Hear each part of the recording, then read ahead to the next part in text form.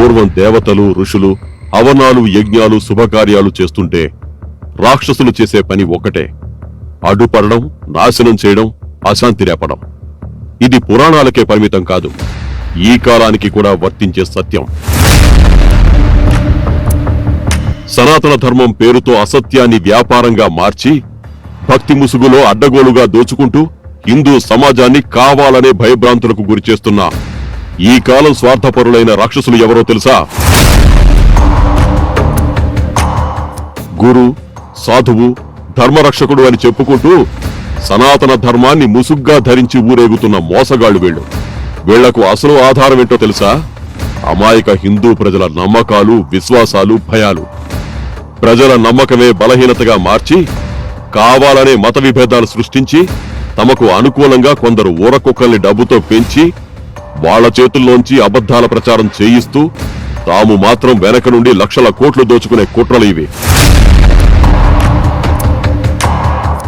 కష్టపడి సంపాదించాలనే యువత మనస్సుల్లో డబ్బు ఆశను రెచ్చగొట్టి వారి అమాయకత్వాన్ని ఆయుధంగా మార్చుకొని తప్పుదారిలో నడిపిస్తూ సమాజాన్ని లోపల నుంచి నాశనం చేస్తున్న నయ వంచకులు వీళ్ళు.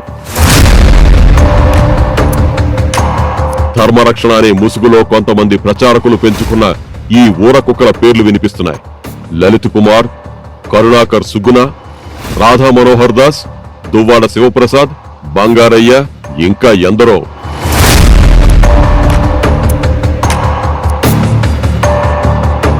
వీళ్ళందరి మాటల్లో ఒకే రకం దూషణ భాష. ఎందుకు? చెక్క భజన చేసే లలిత్ కుమార్, కుక్కలా వాగే కరుణాకర్ సుగుణ, అతి వినయాలు చూపించే అవినీతి దువ్వాడ శివప్రసాద్ కళ్ళు తాగిన కోతుల్లాగా వాగడం వెనక అసలు కుట్రేంటి? నేను ధర్మం కోసం మాట్లాడుతున్నా, దేశం కోసం మాట్లాడుతున్నా, గమనించండి.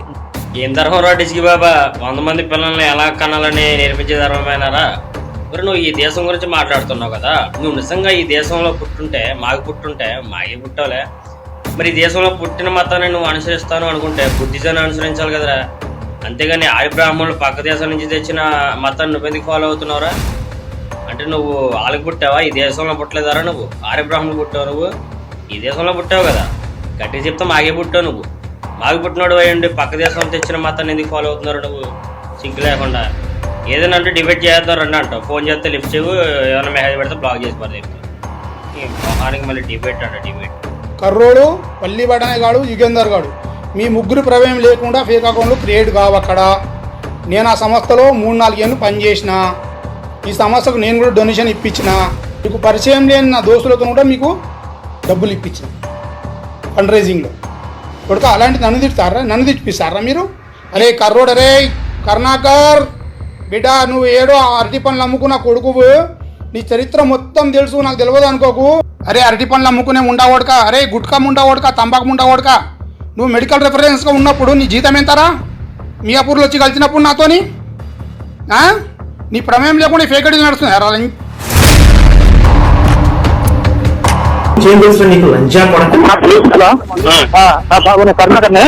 చెప్పండి కరుణాకర్ గారు.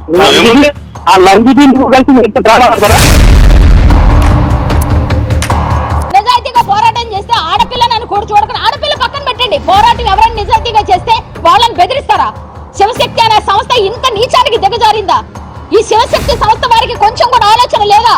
శివశక్తి సంస్థ ఇంత ఘోరమైన హేయమైన చర్యలు చేస్తుంటే ఎవరు ఆపేవాళ్ళు లేరా? ఈ సంస్థ గురించి మీరు ఇంకా సపోర్ట్ చేస్తున్నారా? హిందువులారా, అమాయక హిందువులారా మేల్కోండి. డబ్బులు ఆడకుండా ఒక్క వీడియో అయినా ఉందా? ఒక్క పేటిఎం లేకుండా ఉందా? రూపాయి మొదలుకొని మీరు ఎంత చేయగలరో అంత. మేము గూగుల్ పే, ఫోన్ పే నెంబర్లు, మా బ్యాంక్ అకౌంట్ డీటెయిల్స్ ఇస్తున్నాము. కానీ ఎంతో కొంత డొనేషన్ చేయండి. మేము కనీసం ఒక 10 రూపాయలైనా పర్లేదు, 50 రూపాయలైనా పర్లేదు, ఎంత ఇచ్చినా పర్వాలేదు. ₹1 మొదలుకొని మీరు ఎంత చేయగలరో అంత. 2000 మంది అమ్మవారిని తలుచుకొని మనసులో ఫోన్లు పట్టుకోండి. సహాయం కోసం ఎదురు చూసుకుని అకౌంట్ నెంబర్స్ ఇస్తున్నాను ప్రతి వీడియోలో కూడా. మీకు ఎప్పుడు వీలైతే అప్పుడు, వీలైతే నెలవారీ సహాయం చేయండి, లేదు బల్క్ ఒకసారి చేయగలుగుతుంటే సహాయం చేయండి. అక్కడ హుండీ ఉంది, ఆ హుండీలో వేసేయండి, ఫోటో తీసుకోండి. అక్కడ వేయండి, ఇక్కడ తీసుకోండి. అక్కడ 100, ఇక్కడ 100. శివశక్తి సంస్థ ఒక స్వీయ భవనాన్ని తయారు చేయాలనే కోరికని నా దగ్గర వెలుబుచ్చారు. చాలా శక్తి ఉన్న వాళ్ళందరూ ఒక 5,000 రూపాయలు చదరపు అడుగు అని చెప్తున్నారు కాబట్టి ఒక 2000 మంది కలిసి గనక మనం డొనేట్ చేస్తే అయిపోతుంది. చాలా దిగ్విజయంగా అనుకున్న దానికన్నా ఎక్కువగా హిందూ బంధువులందరూ కూడా మద్దతు పలికి శివశక్తి కార్యాలయం నిమిత్తం చేపట్టినటువంటి నిధి సేకరణని విజయవంతం చేశారు. భరతవర్ష ఈ పిలుపు ప్రతి వార్షికము ఇవ్వబోతోంది. ప్రతి సంవత్సరము ఇదే సమయంలో ఇవ్వబోతుంది. ఒక నెల పాటు మాత్రమే ఈ డ్రైవ్ని కొనసాగిస్తాం. ఈ యొక్క మద్దతుకు సంబంధించిన డ్రైవ్. ఇది నిజంగా ధర్మం కోసమా? వీళ్ల వెనక ఉన్న వెధవన్నర వెధవలైన స్వాములు, పండితులు, గురువులు ఎవరో తెలుసా? చినజీయర్, పరిపూర్ణానంద, చాగంటి, వద్దిపర్తి, గరికపాటి, ఇంకా విధుశేఖర భారతి లాంటి శంకరమఠం పీఠాధిపతులు.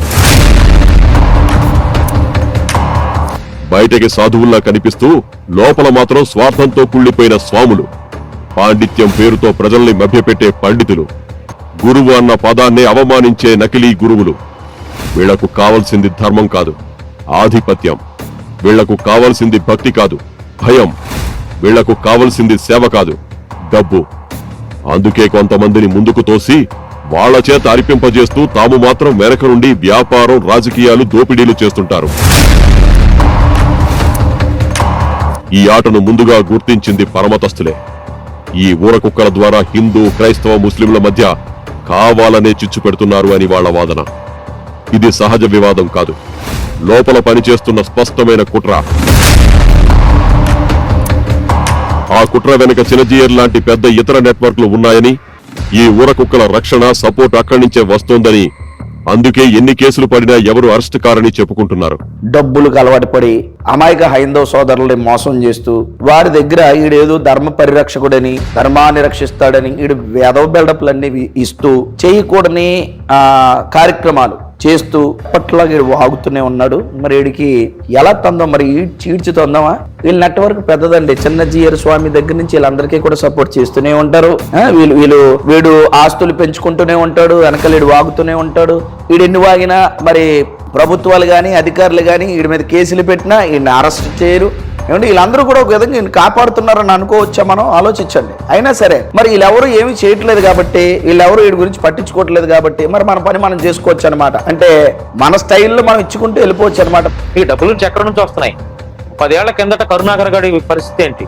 ఒక 10 ఏళ్ల కిందట రాధా మనోహర్ దాస్ గారి పరిస్థితి ఏంటి? ఒక 5-6 ఏళ్ల కిందట లలిత్ కుమార్ గారి పరిస్థితి ఏంటి? ఈ రోజు వీళ్ళ పరిస్థితులు ఏంటి? శివశక్తి గురించి కరాటే కళ్యాణ్ గారి అండ్ మీ టీము బయటకు వచ్చి వీడియోలు పెట్టలా, మీ భాగవతాలంతా చెప్పలా? ఏంటి మీరు నీతిమంతుల్లా మాట్లాడతారు? లలిత్ గడ్ 60 లక్షల రూపాయలు వసూలు చేస్తా ఆ జ్యువెలరీ అతల్ని వీడియోలు రాలేదా? పోలీసులు అరెస్ట్ చేయలేదా? ఇవన్నీ చూడలేదా? మరి మీరేం పరిరక్షకులరా? కాబట్టి ఇలాంటి కొజ్జావేదాలని బాయ్కాట్ చేయాలి మనం అంతా. ఈ రాధా మనోహర్ దాస్ గాడు, లలిత్ కుమార్ గాడు, కరుణాకర్ గాడు, ఇలాంటి నీచ్ కమ్యూని కుత్తేగాళ్ళని బాయ్కాట్ చేయాల్సింది. ఇంకా చాలా మంది గుడ్డిగా వీళ్ళని మీకేం పోయే కాలం పుట్టిందిరా వీళ్ళని నమ్మేవాళ్ళు. మనిషిని మనిషిగా చూడండి, ఆపదలో ఉన్నాడిని ఆదుకోండి. నిజంగా ధర్మాన్ని లేకపోతే హిందూ ధర్మాల గురించి బూతులు మాట్లాడుతూ అసభ్యంగా మాట్లాడు, లేకపోతే ఇంకా అసలు సమాజంలో లా అండ్ ఆర్డర్కి ఇబ్బంది వచ్చేలా మాట్లాడే వాళ్ళని చర్యలు తీసుకోండి. మీ బతుకులు తగలయ్యా. మతం పేరుతో ఎంతకాలం వ్యాపారం చేస్తారు, ఎంతకాలం దోచుకు తింటారు అమాయక ప్రజలు.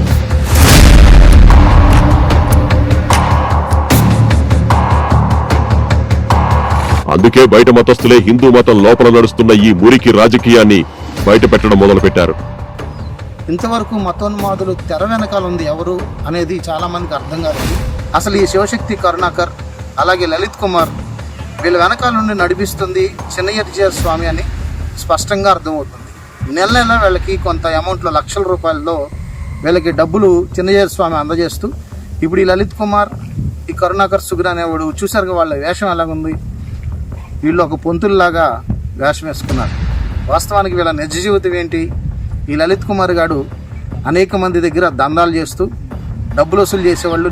వీడు బయట భాగవతమేమో మనుషుల్ని మభ్యపెట్టి బెదిరించి అనేక మంది దగ్గర డబ్బులు తీసుకునేది వీడి జీవితం. ఇకపోతే ఆ కరుణాకర్ సుగుణ గారి జీవితం ఏంటంటే అందరినీ ఫ్రాడ్ చేయడం. అనేకల దగ్గర ఫోన్పేల ద్వారా కొన్ని కోట్ల రూపాయలు అర్జించి వీడు పెద్ద పెద్ద కోటలు కట్టుకున్నాడు.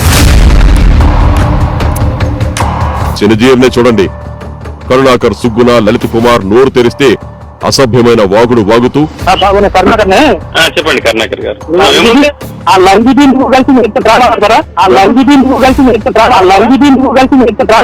ప్రజల అమాయకత్వాన్ని లాభాల కోసం వ్యాపారంగా మార్చుకునే 420 గాళ్లైన వీళ్లను ఒకే వేదికపై పెట్టి ప్రసంగాలు చేయాల్సిన అవసరమేమొచ్చింది?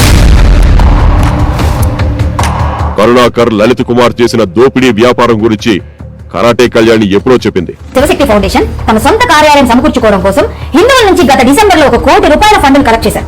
టోటల్ గా 88 లక్షల వారు అందజేసేశారు వారికి. కానీ వీరు ఎందుకు ఇచ్చారో, వాళ్ళు ఎందుకు పుచ్చుకున్నారో, ఇచ్చుకున్న వారికి పుచ్చుకున్న వాళ్ళకి మాత్రమే తెలియాలి. మనకైతే ఇంకా తెలియలేదు. కానీ ఇక్కడ వీరు చేసింది ఏంటంటే, ఒక చిన్న అగ్రిమెంట్ కూడా చేసుకోకుండా 88 లక్షల రూపాయలు ఎవరైనా ఇస్తారా? ఇవ్వగలమా? కానీ వీళ్ళు ఇచ్చారండి. 1వ తారీఖున కొన్న 100 రూపాయల స్టాంప్ పేపర్ మీద మీరు 1వ తారీఖున అగ్రిమెంట్ చేశారంటే, కరుణాకర్, సుగుణ, అనంత్ కుమార్ రెడ్డి గారు హిందువులంతా మీకు మీరు ఏది చెప్తే నమ్మేటట్టు కనిపిస్తున్నారు అనుకున్నారా? అంత పిచ్చోళ్ళు అనుకున్నారు హిందువులు.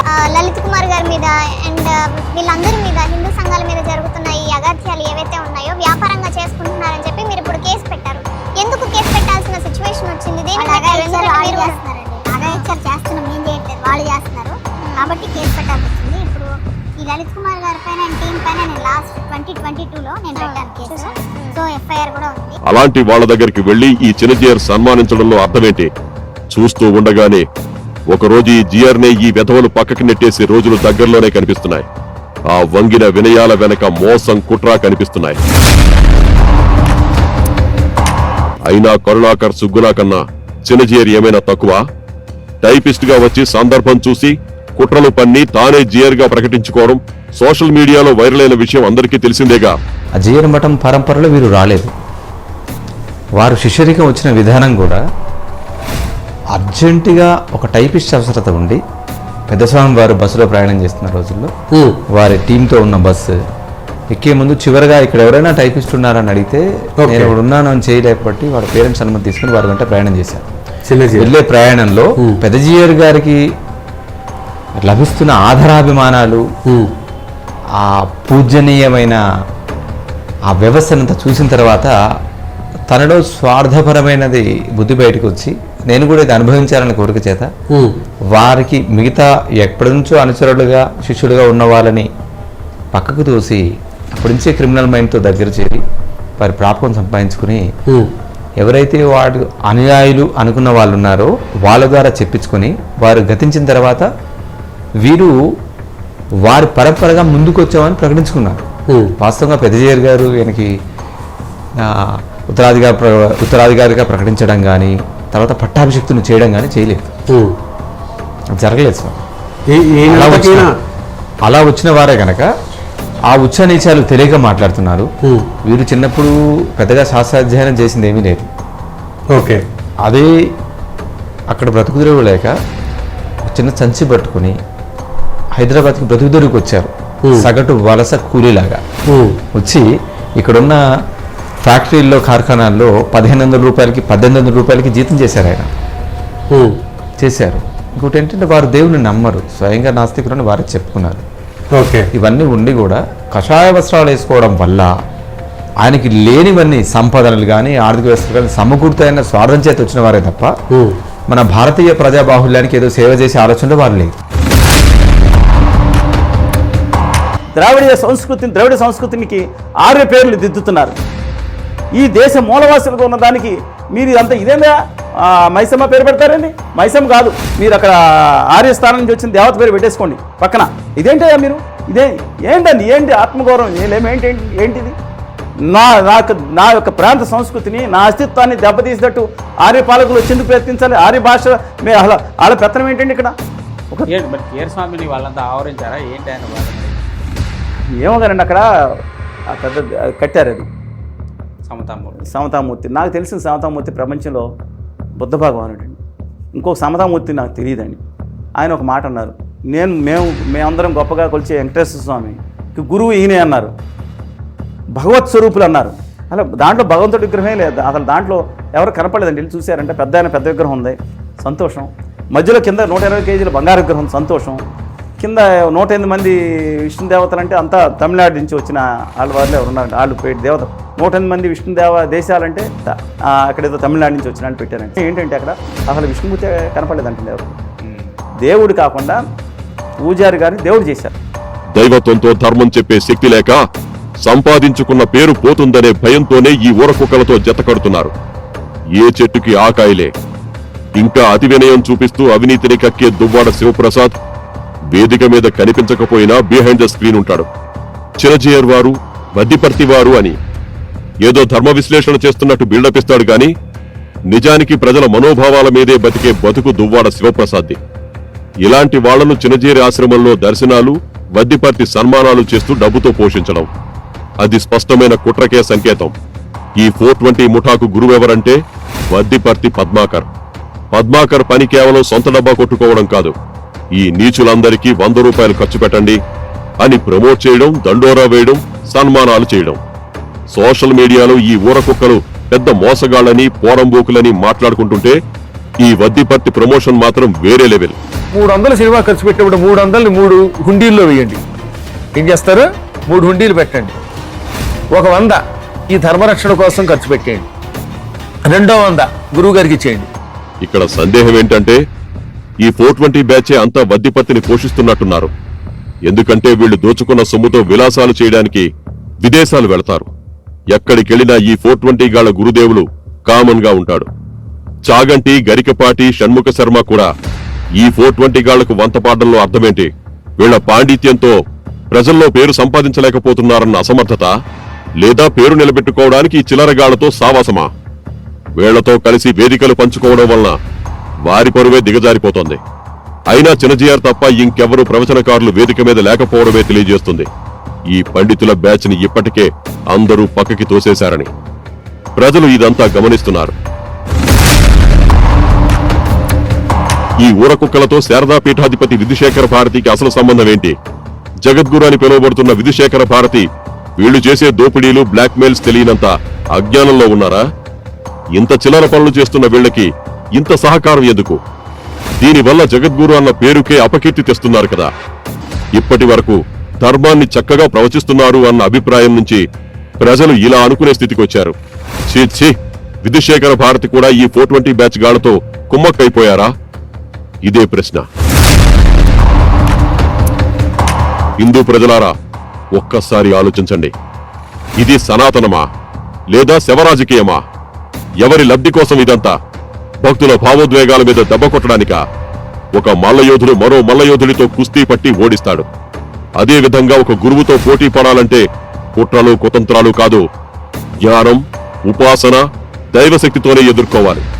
ఇలాంటి లక్షణాలు పొరపాటున కూడా లేని వెధవన్నర వెధవలే లలిత్ కుమార్, కరుణాకర సుగ్గుణ, దువ్వాడ శివప్రసాద్ లాంటి గోతికాల నక్కల్ని అడ్డం పెట్టుకుని నీచమైన పనులను చేయిస్తారు.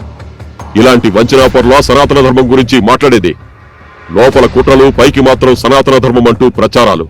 చెప్పేది శ్రీరంగ నీతులు, దూరేది దరిద్రపు దారులు. ఇలాంటి 2 నాలుకల ధోరణి గల చేతకాని గురువులా సనాతనాన్ని రక్షించేది. కాబట్టి హిందువులారా, లలిత్ కుమార్, దువ్వాడ శివప్రసాద్, కరుణాకర్ లాంటి వెధవలు మాట్లాడే మాటలు నమ్మకండి. భావోద్వేగాలకు లోను కాకండి. వివేకంతో ఆలోచించండి. పరమతస్తుల్ని, నిజమైన గురువుల్ని విమర్శించకండి. పాపం మూట కట్టుకోకండి. నిజ హిందువులారా, సమాజంలోని అన్ని వర్గాల వారు వీళ్ళు చేస్తున్న మోసం ఏంటో మనకు తెలియజేయడానికి ప్రయత్నిస్తున్నారు. మతోన్మాద ఊరకుక్కలారా, మీకెవరూ సమాధానాలు చెప్పలేకపోతున్నారంటూ విర్రవీగుతున్నారు. కానీ మీకంత సీన్ లేదని మీకు కూడా తెలుసురా. అందుకే మీరు అడిగిన పిచ్చి ప్రశ్నలకి ఎవరైనా సమాధానాలు చెప్తుంటే వాళ్ళకి అర్ధరాత్రులు ఫోన్లు చేసి బూతులు తిట్టిస్తున్నారు. వాళ్ళ ఇంట్లో ఆడవాళ్ళని తిట్టిస్తున్నారు. మీడియాలో ట్రోల్ చేయిస్తున్నారు. వాళ్ళ చర్చలకి మతోన్మాద కుక్కల్ని పంపి అల్లరి చేయిస్తున్నారు. పోలీసులు, గవర్నమెంట్, మీడియా మీరు చేస్తున్న చట్టవిరుద్ధ చర్యల్ని ఆపుతాయని ఇంతకాలం ఎదురు చూసాం. ఇక మీ పాపం పండిందిరా పప్పల్లారా. మీకు ఆ లంబడి గాడికి, కొజ్జాదాస్ గాడికి, ముష్టి ముదుగొండ గాడికి, సంకర జర్నలిస్టులకి, సిగ్గు లజ్జ లేని ఈ ఆడ ఉన్మాద కుక్కలకి అందరికీ పగిలిపోద్దురోయ్. ముఖ్యంగా బొక్కగాడికైతే బొక్క పగిలిపోద్ది. విచక్షణతో ఆలోచించండి. ఇలాంటి మోసాలకు బలి కాకండి. జాగ్రత్తగా ఉండండి. తస్మాత్ జాగ్రత్త.